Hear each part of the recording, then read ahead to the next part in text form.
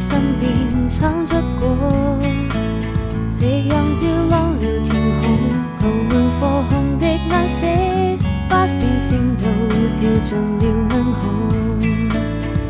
這個生日快樂，最浪漫的時刻，溫暖你心裏某個角落，願意收集每一片雲朵，一起聽暖風訴說。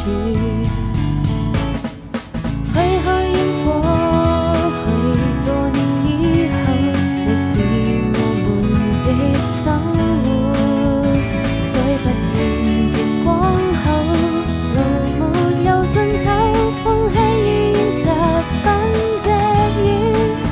慢慢發現一種叫做對彼此的承諾，如今就